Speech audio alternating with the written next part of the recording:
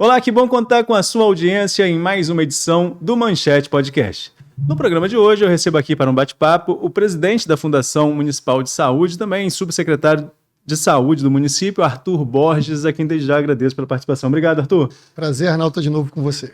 Arthur, vamos começar falando sobre a inauguração do, vamos chamar de novo, Ferreira Machado, mas que já vem gerando aí, sobretudo da oposição, algum tipo de crítica em relação a dizer, na verdade, que a mudança é na fachada. Então, a minha primeira pergunta, o que muda no Ferreira Machado para além da fachada? Então, Arnaldo, na verdade, esse novo pronto-socorro ele é um marco muito importante dentro da rede de urgência e emergência da cidade de Campos, né?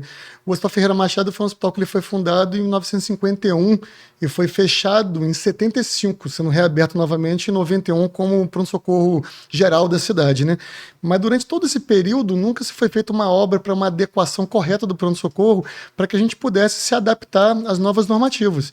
Então, assim, o pronto-socorro do modo antigo, ele tinha um funcionamento, mas ele tinha um problema, na minha concepção, que é um problema muito grave, que é o cruzamento de fluxos, né? Você pode ir ao hospital porque você teve um acidente muito grave, um acidente automobilístico gravíssimo, que você está em coma, ou você pode ir fazer um atendimento de oftalmologia, né? Que você está com uma dor no olho. E esses pacientes, na teoria, não deveriam se cruzar. Porque você imagina você estar lá sentado com uma dor no olho, com seu filho, e passa um paciente gravíssimo numa maca com sangramento.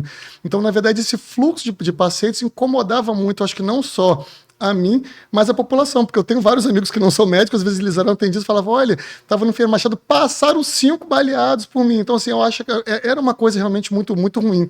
E com essa emergência nova, ela já é uma emergência totalmente adaptada, em que os fluxos, eles não se cruzam. Você vai ter um setor de pacientes mais graves, que é um setor de politrauma. Hoje, ele tem a capacidade de atender 2 pacientes de modo simultâneo. Vai passar a ter a capacidade de atender 4 pacientes de modo simultâneo, 4 boxes, né, separados, e mais uma outra sala com capacidade de atender mais dois pacientes, onde as ambulâncias vão chegar na esquina e vão dar entrada para esse setor. Esse setor já vai ter uma ligação direta com o setor de raio-x e da tomografia. E você vai ter um outro setor com uma recepção, dessa vez uma recepção grande, humanizada, que na verdade foi dividido em 2 recepções. Você vai ter uma recepção para os pacientes que vão lá buscar atendimento e vai ter uma recepção para os parentes que vão fazer visita, né? Você tem hoje 30 leitos de UTI, 22 leitos de unidade intermediária, 20 leitos de UTI pediátricas, que tem as visitas diárias dos familiares. Então vai ter uma recepção específica para esses pacientes. E essa primeira recepção que vai dar entrada aos pacientes, que não são pacientes mais graves, que a gente chama de pacientes verticais, né? Porque eles entram de pé, diferente dos pacientes horizontais, que são os que vêm de maca, você já vai ter um corredor atrás dessa sala de atendimento, onde você vai ter 7 consultórios. Então, os pacientes vão ser atendidos entre a recepção e esses consultórios. Não vão mais percorrer o hospital cruzando com pacientes internados ou com pacientes de maior gravidade. Isso diminui a percepção de você estar próximo de um paciente com a gravidade que não deveria ter contato contigo, diminui o índice de infecção hospitalar, diminui a quantidade de passos e de percorrer dentro do hospital que os pacientes e que os profissionais de saúde vão ter que percorrer, trazendo um grande benefício para o hospital e para a população. Hoje, qual é o quadro geral do Ferreira Machado? Você não está mais diretor, mas continua presidente da Fundação Municipal de Saúde, já foi diretor da unidade hospitalar. Qual é a sua comparação de quando você chega para assumir como diretor e o Ferreira Machado que tem hoje? Então, na verdade, eu posso fazer uma comparação até anterior, porque eu vou fazer no ano que vem 20 anos de Hospital Ferreira Machado, né, de funcionalismo público, em que eu trabalhei sempre em plantão. Meus plantões, geralmente, comecei no sábado, depois passei para sexta, plantões realmente mais pesados. E a característica que eu via no hospital é que, assim, quando eu entrei, até mesmo antes de entrar, eu tinha uma tia que ela era assistente social lá no Hospital Ferreira Machado, trabalhou durante um longo tempo até aposentar lá. E a percepção que eu tinha é que a qualidade técnica dos profissionais era muito boa. E isso que gerava uma indagação dentro de mim, né? Por que você tem os mesmos profissionais e a população sente que a gente é mal atendido aqui e na rede privada ele é bem atendido, sendo que você tem os mesmos profissionais médicos, de enfermagem, de fisioterapia? E, na verdade, o grande problema realmente é a percepção do paciente, né? Durante um longo período, a gente não conseguiu um fluxo adequado e você tinha pacientes nos corredores. E qual o problema de paciente nos corredores? O paciente ele era atendido? Era. Ele era visto pelo médico? Era. Ele tomava o medicamento? Tomava. Fazia tomografia? Fazia. Era operado? Era operado. Mas qual é a percepção do paciente? Que fica 24 horas numa maca, num corredor. A percepção de que ele não foi atendido. E realmente, a qualidade... Hoje tem alguns estudos que mostram que quando o paciente ele não está alocado dentro do setor correto, a possibilidade de você ter um evento adverso é realmente pior. O tempo de internação desse paciente acaba sendo mais prolongado. Então, assim, a grande luta que a gente tinha era de como fazer que isso funcionasse, né? Em que a gente não tivesse mais paciente no corredor. E a frase que a gente ouvia é que não, isso sempre foi assim, né? Isso é uma frase muito recorrente quando você tem um problema crônico, e não é um problema crônico de campus, né? O problema crônico de pacientes nos corredores, ele é um problema a nível Brasil, mas do mesmo modo tem uma outra frase, né? Que é uma insanidade você procurar um resultado diferente fazendo sempre as mesmas coisas. E aí foi nesse caminho que a gente começou a atuar. A gente tinha feito uma pós-graduação em que foi me apresentado um projeto federal chamado Lean das Emergências, em que o Lean, na verdade, ele é um processo que foi criado por uma fábrica de automóveis para tentar automatizar o processo, diminuir o tempo de operação, diminuir efeitos adversos na fábrica, e começou a ser muito utilizado em outras áreas, e principalmente na área da saúde. E a gente começou a tentar implantar o Lean do modo que a gente conhecia no Ferreira Machado. Conseguimos implantar as características básicas, né? Que era você tentar descobrir qual era o foco de problemas, onde que você tinha a demora dos pacientes. Porque eu vou dar um exemplo. Quando a gente falava no passado sobre atendimento que tinha paciente no corredor, qual é a impressão que a gente tinha? Falta leito, correto? Eu preciso aumentar a quantidade de leitos, ou eu preciso aumentar a quantidade de médicos. E quando a gente foi fazer a avaliação, o nosso problema não era leito, não era médico, era o próprio fluxo do processo. Porque, por exemplo, quando a gente dava alta no paciente lá atrás, quando o médico passava no leito, dava alta no paciente, falava para o paciente, o senhor está de alta, eu vou preparar os seus papéis para alta. Quanto tempo que você acha que seria o normal para o paciente sair do hospital? No mesmo dia? 26 horas. É o tempo que levar para sair do hospital, porque ele entregava o pedido, o médico entregava para o enfermeiro, que entregava para o técnico, entregava para o administrativo, que levava no setor de internação para dar baixa, ligava para o familiar só posso ir no final da tarde. Não existia uma programação de alta, né? Olha, estamos preparando a alta do seu parente para daqui a 2 dias. Não existia uma preparação. O parente fala, olha, minha casa não está pronta aqui, eu não tenho como receber ele aqui agora. Amanhã de manhã eu vou. Aí chegava de manhã, não tinha ambulância, então não se tinha uma preparação para que você tivesse uma porta de saída. Você tinha uma porta de entrada aberta, mas não tinha uma porta de saída organizada. E a gente começou a fazer um trabalho de organização da porta de saída, que foi quando a gente conseguiu zerar realmente os pacientes no corredor, e depois de 6 meses tendo zerado, a gente foi selecionado pelo programa federal, aí veio uma equipe do Sírio-Libanês, em que a gente conseguiu firmar o processo, e de lá para cá a gente consegue se manter sem paciente no corredor. Arthur, uma das grandes reclamações que o Manchete recebe em relação ao Ferreira Machado é a questão de falta de insumos.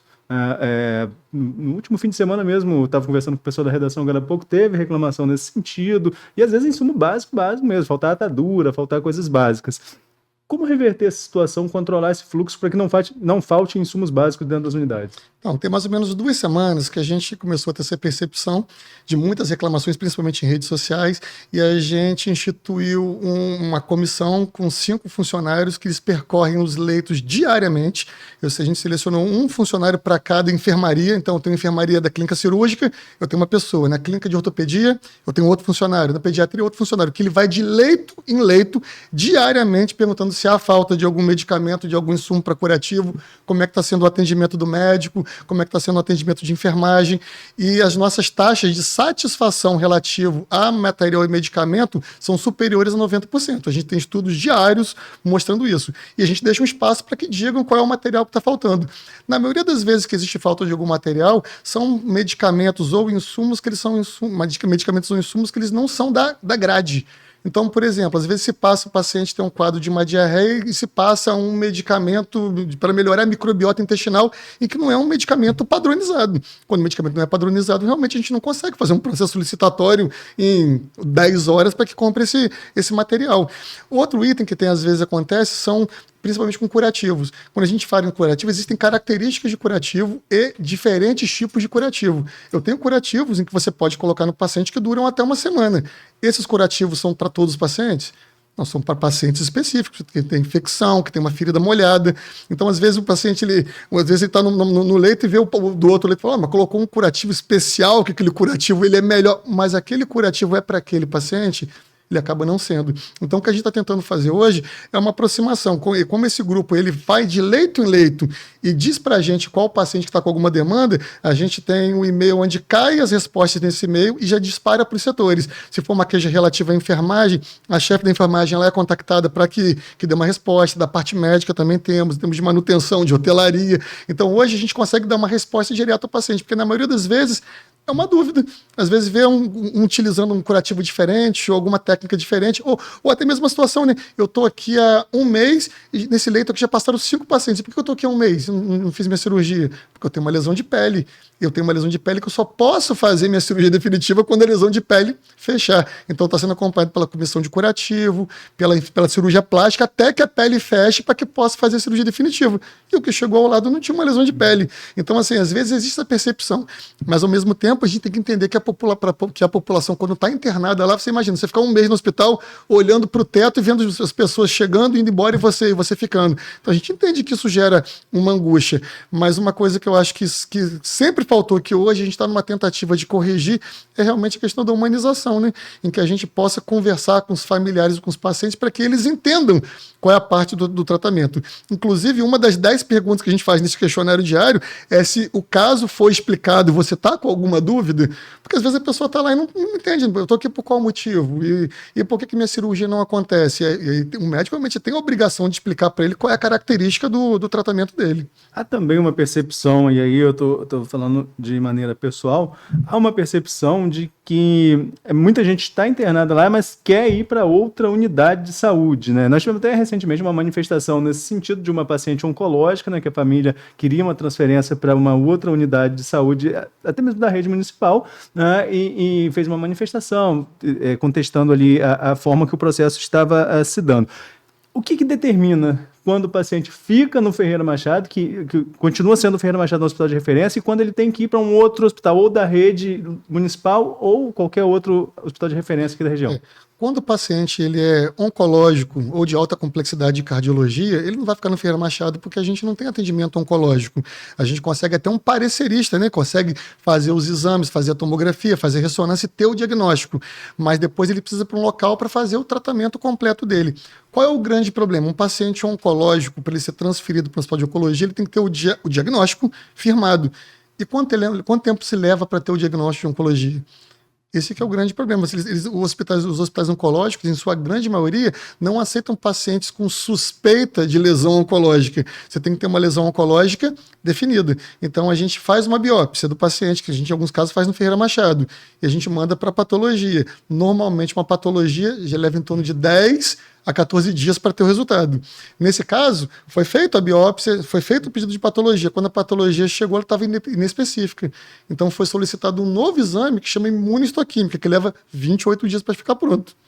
Então, esse que é o grande problema, né? Eu sei que às vezes quando a gente está internado, a gente fica num desespero que a gente quer um tratamento, mas um tratamento completo, ele só é possível através do diagnóstico. E existe um caminho a ser percorrido, e às vezes a gente não consegue pular uma etapa, né? A gente fala, olha, eu tenho uma lesão aqui, é uma lesão clara que isso aqui é uma lesão neoplásica, é um câncer. Sim, mas é qual o tipo? Se eu não souber qual o tipo, eu vou fazer radioterapia, eu vou fazer quimioterapia, eu vou fazer cirurgia, eu vou combinar algum desses tratamentos. A gente precisa ter o diagnóstico correto. Às vezes o diagnóstico ele leva um período até que tem esse diagnóstico correto.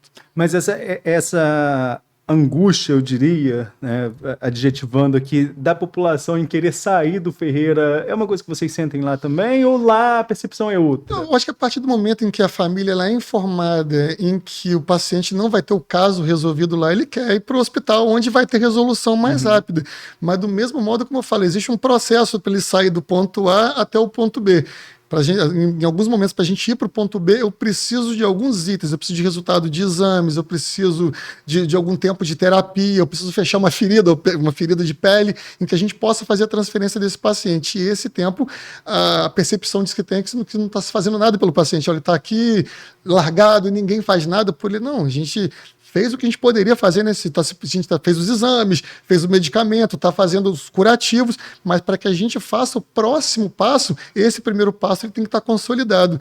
E às vezes as pessoas realmente não têm essa percepção de que existe um passo que está sendo cumprido. Agora vamos falar de um assunto administrativo que com certeza deve estar dando dor de cabeça para você, como eu conversei aqui com a Tânia Alberto, secretária de Educação, porque acho que são as duas áreas que são mais afetadas, que é o TAG firmado pelo prefeito Vladimir Garotinho, que vai acabar com a RPAs. Digo isso porque no próprio Ferreira, o pessoal de apoio tem muito RPA ali que atua e estamos nesse momento de transição. Como que está sendo a relação com esses funcionários? Porque até já ouvi de alguns que não querem ser terceirizados, que têm um certo receio de ser terceirizado. Qual vai ser a solução encontrada, Arthur? E como está sendo a relação com esses atuais RPAs? Na minha concepção, eu acho que na saúde não vai existir uma resposta única, né? Eu não acho que exista nenhum tipo de processo em que a gente faça que a gente consiga resolver tudo. Agora, por exemplo, na parte operacional, realmente eu acho que a terceirização ela é possível em alguns itens. Na parte médica eu também acho, que o concurso público ele é muito importante ter funcionário de carreira, principalmente na questão dos plantões, eu acho importante a gente ter os plantonistas, mas, por exemplo, em atividades em que você recebe por um serviço prestado, eu, na minha concepção, o trabalho de modo terceirizado em que você pague pelo procedimento executado, ele faz muito mais sentido. Porque se a gente tem, por exemplo, um profissional, um cirurgião, em que ele é concursado para fazer cirurgias eletivas, em que ele receba o mesmo valor para fazer uma cirurgia ou 100 cirurgias, não se torna uma coisa justa, começa até a ter um modo de comparação, olha, mas eu opero muito mais do que o outro, eu recebo a mesma coisa. Então, eu acho que a partir do momento em que você está fazendo por quantidades de procedimentos realizados, eu considero mais justo realmente um processo em que você tem uma terceirização e você pague por procedimento. Já quando a gente tem um plantão, a gente está pagando por hora trabalhada, né? Eu contrato 24 horas da sua semana para estar no hospital à disposição. Aí realmente eu acho mais justo que tenha esse modo de concurso. Mas acho que uma parte já se iniciou, né? Principalmente na parte da fundação hoje, a gente praticamente não tem mais RPAs, a maior parte da operação da Fundação Municipal de Saúde, ela está hoje de acordo com os novos DAIs que entraram. E temos conversado com o professor Weiner, com o Frederico e com o Vladimir sobre qual seria o próximo passo ideal para que a gente consiga fazer esses ajustes. Agora vamos falar, eu recebi na semana passada aqui a secretária de Saúde de São João da Barra, a Arlene Valdez, e ela falava muito sobre a questão de regionalização da saúde, que não se pode pensar em saúde de forma isolada. No caso de Campos, né, isso é ainda mais impactante, porque Campos é polo regional em várias especialidades, inclusive para trauma, acho que para todos os municípios aqui da região, pelo menos, digamos, os Santos, né, daquela divisão dos Santos e os índios ficam lá com Macaé. Só para ficar claro aqui, pelo nome da cidade, São João da Barra, São Francisco e São Fidélis com Campos, Quissamã, Carapebus e Cardoso Moreira. Conceição de Macabu. Quissamã, Carapebus e Conceição de Macabu fica com Macaé. Campos leva Cardoso aí também nessa conta, né? No Cardoso ficou fora, ficou na Noroeste. Ficou com o Noroeste. Mas, enfim, como que funciona a participação disso? A conta fica só para Campos? O governo federal ou o governo estadual, de alguma forma, suplementam isso para ajudar o município a não ter tanto impacto? E esses municípios participam, de alguma forma, em quem paga a conta da saúde? Então, hoje, por isso que existem muitas reuniões com o Estado sobre os programas de pactuação integradas, né? Que são as PPIs, que todo mundo fala, né? O grande problema é que, vamos dar um exemplo, a gente tinha município hoje dos Santos em que tinha PPI com campus para radioterapia, mas só para radioterapia. Tá bom, a gente fazia radioterapia. Aí o paciente preparou para ele, operava onde? Se ele só tinha uma pactuação de radioterapia. Aí ele tinha a PPI de cirurgia no Rio. Aí ele não conseguia dar entrada ao Rio, então o paciente já estava acostumado a fazer o tratamento em Campos e tinha que fazer depois uma nova entrada para um outro município. O que a gente tem tentado hoje com o Estado é tentar fazer uma PPI de um tratamento integral do paciente, né? Se a gente está falando que o paciente é oncológico, ele vai fazer um tratamento em Campos, eu acho que o tratamento deve ser de modo completo, né? Ele deve ter desde a consulta aos exames complementares, a cirurgia, a rádio e a quimioterapia, para que o paciente possa ter uma assistência completa de modo regional. E isso não era feito no passado, né? Ele tinha PPI de ressonância num lugar, de ultrassom em outro local, de cirurgia em outro local, e acabava que o paciente ele acabava ou não sendo visto, ou acabava caindo na conta de Campos, porque como ele estava aqui, ele acabava fazendo os exames por aqui. Então a gente tem conversado muito com o Estado, temos feito alguns ajustes, a gente estava até 2 meses atrás recebendo pacientes até da região serrana, né? Friburgo, estava vindo para cá, Macuco. A gente conversou com eles, com o Estado, dizendo que não havia um sentido nisso, a gente receber um paciente de Macuco para fazer uma cirurgia, e São Fidélis eu não tenho uma pactuação para fazer uma cirurgia oncológica, né? Não fazia muito sentido. Então, hoje o que a gente está tentando fazer é uma reorganização para ter um plano de tratamento integral para os pacientes da região. Por outro lado, esses municípios menores também estão tentando se estruturar. Por exemplo, a Arlene falou aqui que São João da Barra aderiu a alguns consórcios aqui no Noroeste e manda pacientes para lá. Talvez logisticamente não seja o melhor caminho, porque aqui está muito próximo São João da Barra e Campos, mas desafoga aqui também dessa forma?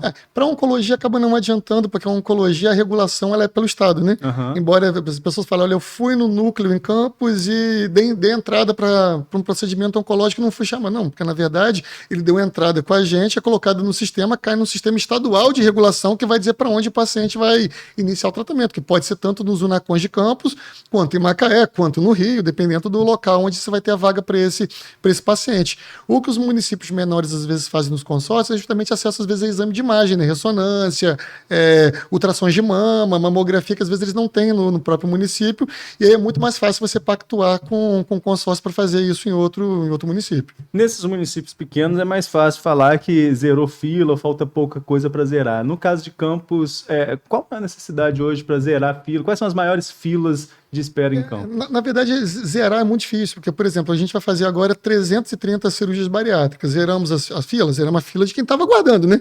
Quem estava já. Mas, ao mesmo tempo, a cada dia tem mais pacientes preparando e ficando prontos para entrar no novo processo. Mas, assim, a gente pode dizer que até um ano, quando a gente entrou no núcleo, um ano atrás, tinham filas e coisas desde 2021 ainda para serem executadas. Hoje a gente tenta trabalhar dentro do próprio ano. Hoje, nossa fila de ressonância, a gente está aguardando ressonância, se não me engano, marcando junho do próprio ano. Ultrassom temos marcado também de junho do próprio ano. Existem filas que foram zeradas, catarata, a gente conseguiu zerar a fila. Mas existem outros problemas, por exemplo, neurocirurgia, que inclusive é a minha área. A gente tem muita dificuldade em ter consultas de neurocirurgia e de encaminhamento para os pacientes para o Estado. Cirurgia de cabeça e pescoço também ela é muito complicada. Algumas outras filas, com esses novos mutirões, a gente está conseguindo zerar, né, a questão de colecistectomia, cirurgia de vesícula, né? A gente vai liberar agora com a Santa Casa 600 procedimentos, cirurgia de hérnia também quase 500 procedimentos. Então a gente está conseguindo avançar. Na parte de exames também, a gente não tem tido uma dificuldade muito grande. O que eu vejo muita dificuldade hoje, que é um volume realmente muito grande, ultrassom de mama, que na verdade ele acaba sendo um problema até de certo modo Brasil, porque não existe as mulheres quando vão fazer um ultrassom de mama para investigação de nódulos, o correto é o ultrassom de mama e de axila para você ver o linfonodo. Não existe o código no SUS para fazer os dois. Então tem duas opções, ou o médico faz só um e o paciente não vai estar com o exame de modo completo, ou ele vai fazer os dois e vai receber por um. Então esse é um grande problema que a gente discute com o Estado, que alguns procedimentos eles têm que vir conjugados, né, para que a gente consiga fazer tudo de um modo completo e que o paciente seja totalmente assistido. Arthur, a gente está chegando ao final do nosso bate-papo, mas eu citei aqui anteriormente que o Ferreira Machado é porta aberta, né, sobretudo para trauma, e a BR passa do lado, ou seja, tem que ter participação do Estado, tem que ter participação da União. Nessa reforma que está sendo entregue agora, qual foi a participação desses entes federativos? Foi uma reforma conjunta ou foi algo que o município teve que arcar? Não, na verdade foi uma emenda parlamentar da então deputada Clarissa na época. Eu queria até agradecer a deputada, realmente foi muito importante esse aporte financeiro, em que foi um aporte de quase 100% do valor para essa reforma do pronto-socorro. O município entrou com uma quantidade de dinheiro também bem menor, mas realmente foi a deputada que conseguiu direcionar essa emenda para que a gente conseguisse fazer essa primeira parte, né? Porque na verdade a gente agora passando o pronto-socorro da área antiga para essa área nova, vai liberar o pronto-socorro antigo para que a gente comece a reforma de dentro do hospital. Porque diferente do HGG, que durante o período da reforma a gente teve que fechar alguns leitos, mas os leitos foram suplantados pelo Ferreira Machado, pelo São José, a característica de atendimento do Ferreira Machado só tem no próprio hospital. Então eu não tenho como diminuir leitos para fazer uma reforma. Eu vou ter que trabalhar com estruturas, né? Eu agora, na área do politrauma, vou reformar e vou passar as enfermarias para essa área. Começa a reforma em outra enfermaria. A gente vai ter que fazer um processo cíclico para que a gente consiga reformar o hospital inteiro, que é o objetivo, né? Reformar o hospital inteiro e aumentar em torno de 40 leitos. É isso que eu ia perguntar, né? Se teria aumento de leitos e quando que você imagina assim, que o hospital agora está pronto? Olha, as duas áreas que agora vão ficar prontas, a gente vai ficar com pronto-socorro pronto agora, né, que estamos inaugurando, na verdade, até hoje, né? Sendo inaugurado hoje. Mas a segunda área mais importante é o novo centro cirúrgico, porque, na verdade, o hospital vai passar a contar com 2 centros cirúrgicos, né? A gente tem hoje um centro cirúrgico de 3 salas, onde a gente opera as cirurgias de emergência e as cirurgias eletivas, que são as agendadas. E a gente vai inaugurar em até 2 meses um novo centro cirúrgico no 5º andar, que vai ser um centro cirúrgico para cirurgias eletivas. Ele vai funcionar de 7 da manhã até 5 da tarde. Vão ser 3 salas para cirurgias eletivas e uma sala para o CTQ, para o Centro de Tratamento de Queimados, que a gente também vai inaugurar um setor específico para queimado com uma sala dedicada para esses pacientes. E o grande objetivo disso é que a gente não tenha mais suspensão de cirurgias, né? Porque às vezes a gente tem uma cirurgia agendada e chega um paciente grave. Aí a cirurgia acaba sendo cancelada para que esse paciente possa ser atendido e a gente não fique com nenhuma sala vazia, nenhuma sala ocupada, né? E a gente vai passar a ter um novo centro cirúrgico onde as cirurgias vão acontecer no momento correto, com o horário marcado, com índice de suspensão menor e com uma característica de atendimento diferente, né? Você não vai estar comunicando pacientes, às vezes, que chegam vítimas de acidente e que têm lesões contaminadas com pacientes que já estão preparados para operar com prótese, em que precisam estar com cirurgias totalmente limpas. Então, a gente vai separar até a característica de microbiologia desses pacientes. Para a gente concluir, qual a sua avaliação geral do quadro da saúde pública de Campos hoje? Olha, em comparação, posso falar, de 20 anos para trás, a gente teve uma melhoria assim, muito grande, porque hoje eu vejo realmente um grande empenho e assim, uma liberdade para que a gente possa implementar fluxos e processos, né? Eu acho que antes não se acreditava muito nisso, né? Se acreditava, vamos inaugurar uma enfermaria, na verdade não é isso que a gente fez. Se a gente tivesse feito toda uma reforma do hospital e depois zerado o corredor, poderiam dizer que realmente é só uma reforma, mas não foi isso que foi feito, né? E dentro de um hospital ainda em que a gente não tinha nada, a gente conseguiu corrigir os fluxos e colocar um hospital sem paciente no corredor, realmente dando a dignidade tanto para os pacientes quanto para os funcionários. E agora a nossa intenção é a gente conseguir agora otimizar as salas cirúrgicas, otimizar os leitos. Eu vou dar um dado para você. Quando a gente consegue acelerar a alta do paciente em 6 horas, então você imagina, eram 26, né? Então, quando a gente fala em acelerar a alta, não é da alta precoce do paciente, é da alta no momento correto. Tem uma previsão de alta para ele. Em 6 horas, você aumenta em 20% a capacidade de leito do hospital. Então, na verdade, eu não preciso pegar 200 leitos e fazer 40. Eu preciso melhorar o meu sistema de alta em 6 horas. Se eu conseguir fazer isso, o impacto que eu tenho seria a mesma coisa de aumentar 40 leitos, só que sem ter o gasto que teria com mais 40 leitos. E quando eu deixo de usar esse gasto, que era um gasto desnecessário, eu começo a poder investir em equipamentos, em tecnologia, em médicos, em estrutura, que a gente tem tentado fazer hoje. Arthur, mais uma vez, queria agradecer você pela participação e já deixar o convite aberto para uma próxima oportunidade. Sempre à disposição, foi um prazer. E a você que nos acompanhou até aqui, fique ligado também nas nossas redes sociais. Até a próxima!